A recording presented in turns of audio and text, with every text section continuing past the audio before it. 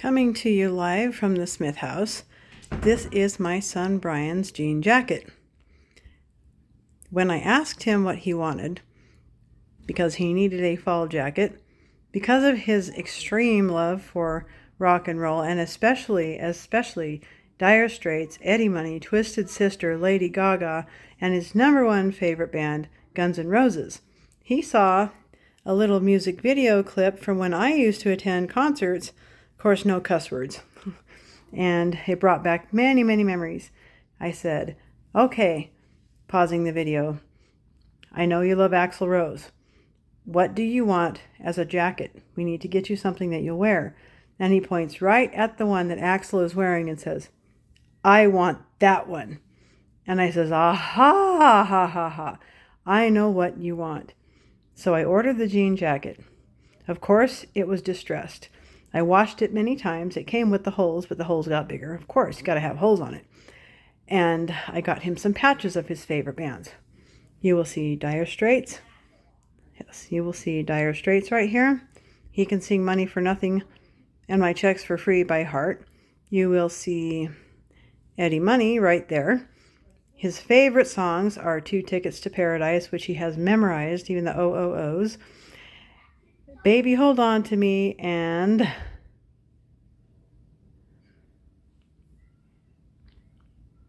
of course, last but not least, Take Me Home Tonight.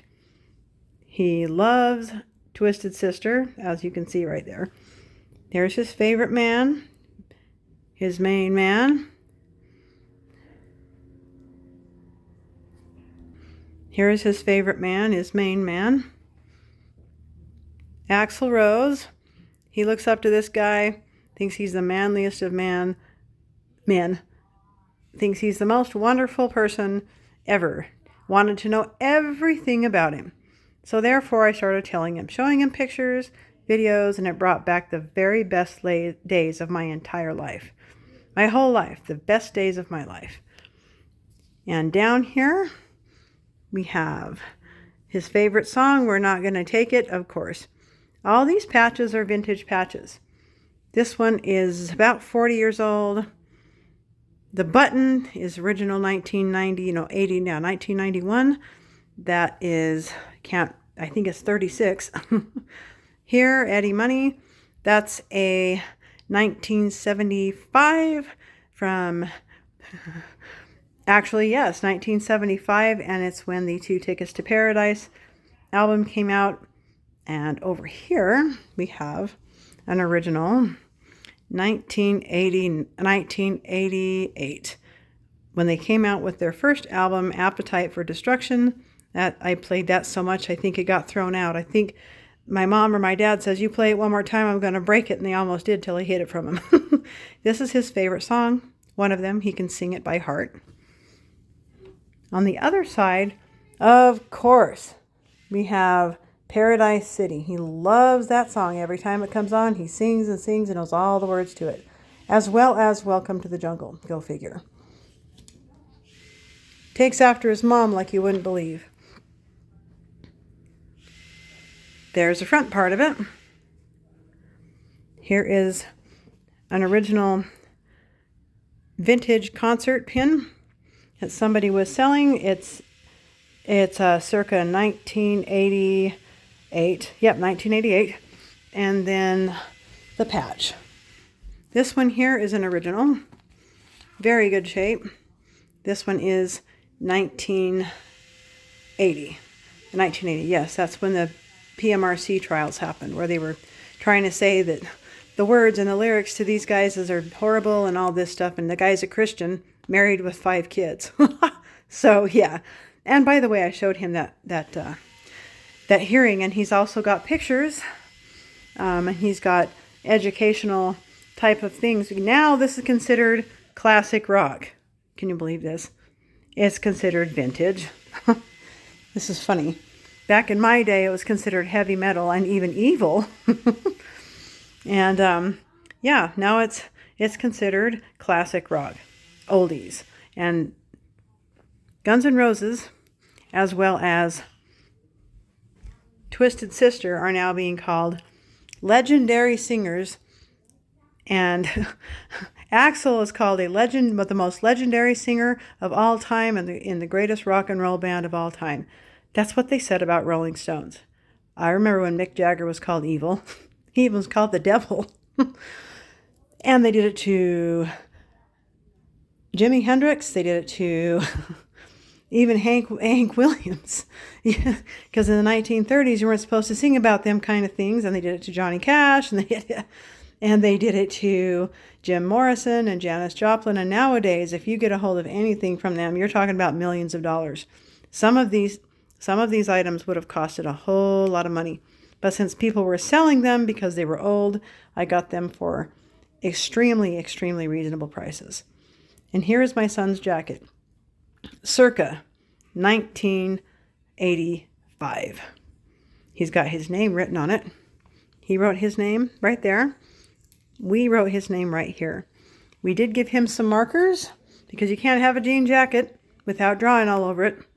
We did give him some special graffiti markers specifically for clothing. He's got it here. He's got it here, all the way up here. I said, son, this is your canvas. You can do anything you want with this jacket. Put more holes in it, put more patches in it, draw all over the top of it. It's okay. You know why? Because I fully support your creative endeavors. Now, for the other half of this, here is my jean jacket. This is Mama's, because we have a love for the same type of music and even the same type of bands. Guns N' Roses, Eddie Money, and many other 80s rock group bands and pop bands. Here is my jean jacket. Does anybody recognize this from many moons ago? There's the patch. There's the back. And so now I said to my son, I'll wear my jacket, you can wear your jacket, and we'll go as a mother-son team of the arts, because our son is a beautiful boy, very creative and extremely artistic, as well as autistic. And he is the most wonderful boy I have ever met. Of course, I'm saying this because I'm his mother. We share a love that is unbreakable and a bond that is beautiful. Mother and son. I fully support his creative endeavors. He can be exactly who he is at home and anywhere else. This will ensure that he will not have to attract the wrong kinds of friends and or the parking lot crew, because he won't have to feel as though he's not appreciated or not loved because of what he likes. He knows that he is loved, appreciated, adored, and cherished, no matter what, at home and anywhere else. This is the mother-son duo, and we love him. And he can wear whatever the heck he wants to wear, with limitations. There are no holes in the butt. There are no shirts with cuss words. And there's no music with cuss words. I figure when he gets into high school that he's going to hear them anyway. But at 6 years old, we're kind of censoring that. But he can be exactly who he wants to be. If he wants to sing Welcome to the Jungle by heart, go for it. If he loves Sweet Child of Mine, go for it. If he loves Two Tickets to Paradise and Money for Nothing, all right. We're not going to take it. Well, he shouldn't. He had an issue with some kids.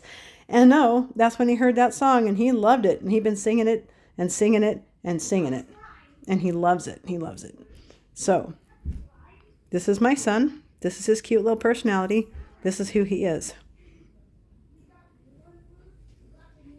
And this is his mama, who loves him and supports him, no matter what.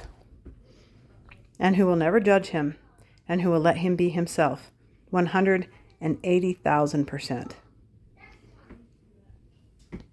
I will not judge him for what he likes, what he wears, what he listens to.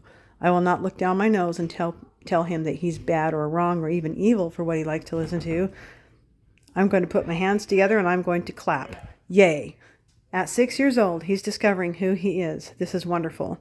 I told him, son, if when you get to be about 14, 15 years old, and these guys are still playing shows and they're old and gray, and these guys are old and gray and still playing shows, no hair, fat, and all that kind of stuff, and really old, and you still want to go see him, I will take you myself. We will go to the show. We will stand in line. We'll buy front row tickets. And if they're selling shirts afterwards, we will buy you one. Because you know what? Those were the best days of my life. And if you want to go, I will take you myself. And even if I loved country western music or rap music, I would still do it anyway. You know why? Because I love my son. You go, Brian. Mama loves you, and so does Daddy.